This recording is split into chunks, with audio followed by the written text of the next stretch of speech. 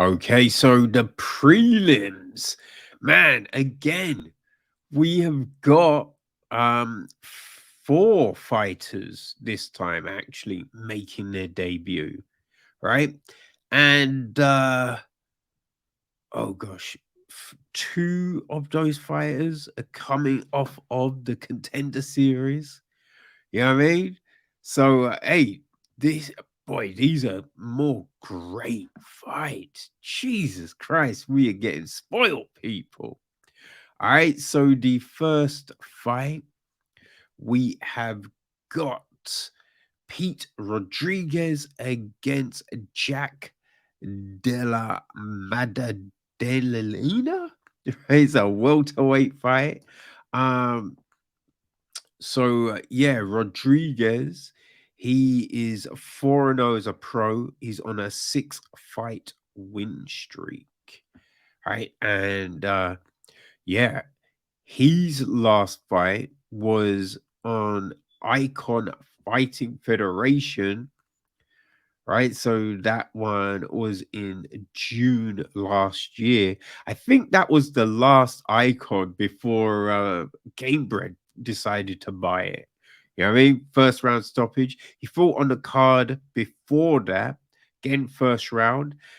He fought on the first round, and the second card got a first round. So, you know what I mean? Very impressive. Finishes, all finishes, you know. So that last one was against Roberto Pixley, um, which I think it says something in his amateurs. Again, a lot of stoppages. You yeah, all TKOs, right? He lost a couple of times, one decision, one submission. But yeah, Rodriguez is no joke. Now, he is going up against Jack Della Maddalena, who, he's fought more, right? He's 10-2 on a 10-fight win streak. And he's coming via the contender series last year. He beat Angelosa, right? Yeah, he got a decision win there. Before that, a load of stoppages, a load of TKOs. He lost his first two pro fights, but yeah, one TKO, one submission, and then just put on this run. Put on this run, man. All finishes. Um, one so well, apart from the contender series, you know what I mean? But yeah, 9 TK, 8 TKOs, one submission. Pretty impressive. He had one amateur fight which he won via submission. And this, I don't fucking know, man. This is definitely a pick 'em. He looked good on the contender. You know what I mean? He looked good on the contender, which was in August last year. Rodriguez, his last fight, as mentioned, was June. So I think I'm gonna say Maddalena, just because he fought more recently, and he's a 10-fight win streak. So he's just gonna come with all the confidence. You know what I mean? But fuck, both are on a tear. Both are looking good. So who knows? All right, our next fight is another welterweight clash. We got Trevon Giles against Michael Morales. So the problem, Trevon Giles, he's 14-3, coming off a loss in his last fight, right? Which was from Drukas Duplessis, who, I mean, he's looked very good, right? He's looked, man, the South African came in blazing. So that was at UFC 264, Poirier v. McGregor, July last year. Before that, though, he had some very good wins. You know, he beat James Krause. I mean, I thought Krause won that fight. It was a split decision, but a win's a win, right? He then beat Bevan Lewis, third round stoppage. That was impressive because Lewis started that fight very well, you know, and Giles came back. And he beat Roman Delize, which, hey, again, that's no joke. That's no joke. I think that might have been Delize's last welterweight fight as well. Uh, so yeah, he's been in there with some tough opposition. Some tough opposition. He beat Ryan Spann in LFA, right? Before Spann went up to light heavy. Beat Ike Villanera. Yeah, Trevon Giles, he beat Brandon Allen. Yeah, he's beat some very tough opposition. So yeah, he's got a few losses, but Zach Cummins and Jaron Marchant, not easy fights at all. So, this is an interesting one, but he's going up against Michael Morales, right? Morales is 12-0, 12-fight win streak. And we last saw him do his thing on the Contender Series, beat Nikolay Verentenikov. That's not how you say that one. And he's been putting it on people.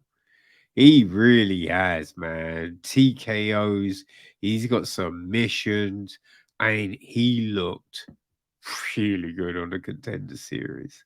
Right? That was September last year.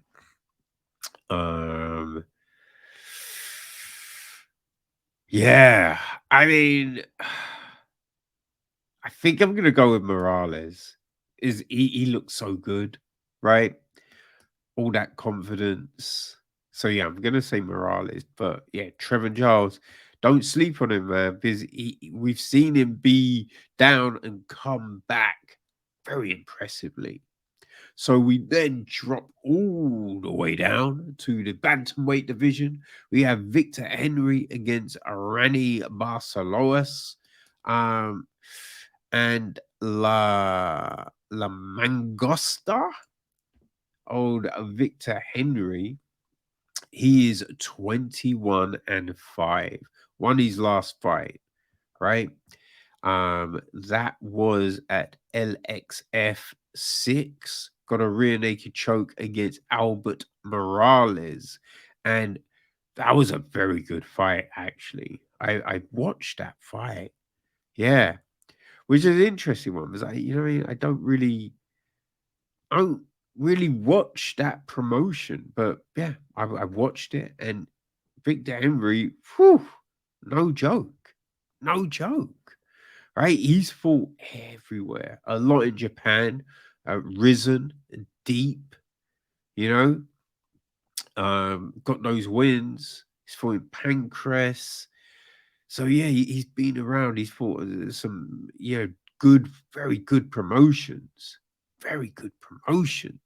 And yeah, as I said, right, 21-5. So he's a vet. He is a vet. Now he's going up against Irani Barcelos, who is at 16-2. Now he's coming off a loss in his last fight. That was though to Timur Valiev, right? Valiev is a problem.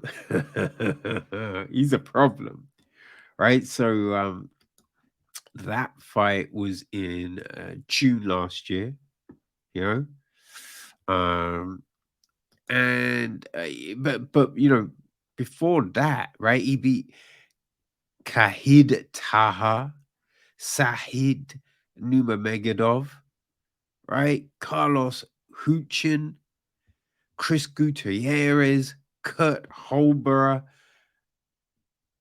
No easy fights, right? None of those are easy fights. I do believe he was an RFA champion, as well. So he has definitely had the higher caliber of opponents.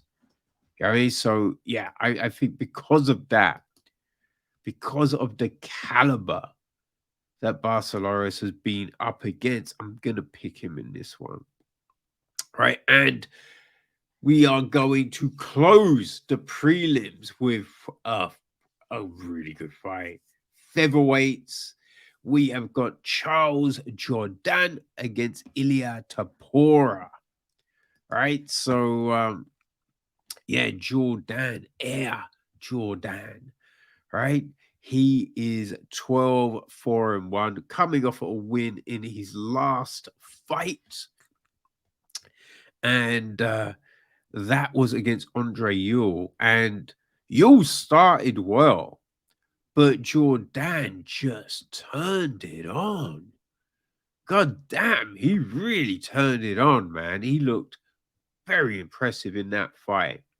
Right? That was on the last UFC card of the year, right? December last year.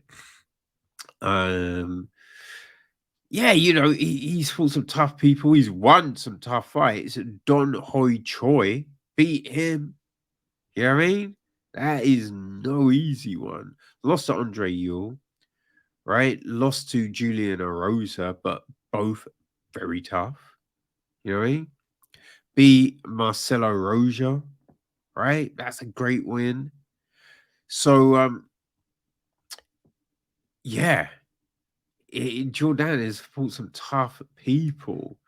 The problem is, he's going up against El Matador, right? Ilya Tapora, who, jeez, right? He's 11-0, 11 fight win streak. You know, he's a problem, man. Like, you saw what he did to Ryan Hall, right? Shut Hall down, beat him in the first round. No one had done to Ryan Hall what Tapora did to Ryan Hall. You know what I mean? That was July last year. Um, right. I remember Yusuf Zalal came to the UFC and looked so fucking impressive. I believe he came via LFA, got a flying knee in his last fight for LFA, came to UFC, looked great. Looked great. Tapora just shut him down. Shut him down. You know what I mean? That's what Tapora does, right? Finish Damian Jackson and then finish Ryan Hall. Only 3 fights in the UFC, and he has been sensational. He has been sensational, people. So I don't think you can go up against Ilya Tapora, right? El Matador is the dude. So yeah, I'm saying that, but that is a great fight to lead us into the main card, people.